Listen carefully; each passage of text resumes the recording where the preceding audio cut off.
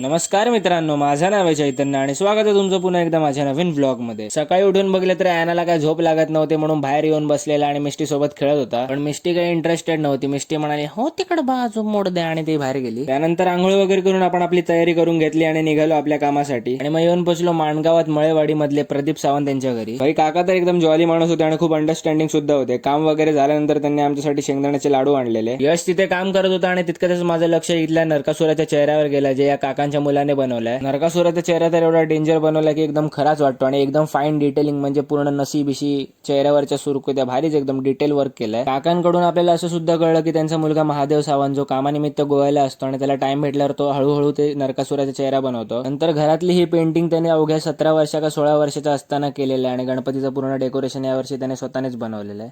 त्याला खूप अवॉर्ड्स वगैरे पण भेटलेले, ट्रॉफ्या वगैरे शाळेत असताना. म्हणजे चित्रकलेची त्याला खूप भरपूर आवड आहे. तिथून आपण निघून आलो पुढच्या कामासाठी, पण वाटेत जरा थांबलो कारण उन्हामुळे आम्हाला दोघांनाही ताण लागले. म्हटलं काहीतरी थंड पिऊया. पुढे गेल्यावर सकाळच्या काकांच्या आम्ही घरी गेलो होते. आम्हाला काका पुन्हा भेटला आणि काकांना एकदम देजावूचीच फिलिंग आली असणार. काका म्हणत असतील आईला हे क्या हुआ. काम संपून आम्ही ज्या घरातून निघत होतो त्या घरात एक छोटासा बाबू होता आणि मी पूर्ण वेळ त्याला तो करून हे करत होतो. पण नंतर आपल्याला कळलं की तो नाही ती आहे. बघून तर वाटतच नव्हतं की ही मुलगी येते. त्यानंतर आम्ही आलो आमच्या ऑफिसवर. आपली थोडी कामं बाकी राहिलेली पण आपण घरी आलो कारण आपल्याला खूप भूक लागली. मस्तपैकी जेवण वगैरे घेतलं आणि परत ऑफिसवर जायला निघालो. आपल्या फोनची बॅटरी सुद्धा डेड होत आलेली म्हणून येताना आपण चार्जर नेलेला ऑफिसवर. मग ऑफिसवर आलो, ऑफिसची सगळी कामं आटपून घेतली. So that's it for today. जर व्हिडिओ आवडला असेल तर व्हिडिओला नक्की लाईक करा, शेअर करा आणि सबस्क्राईब करायला विसरू नका. थँक्यू.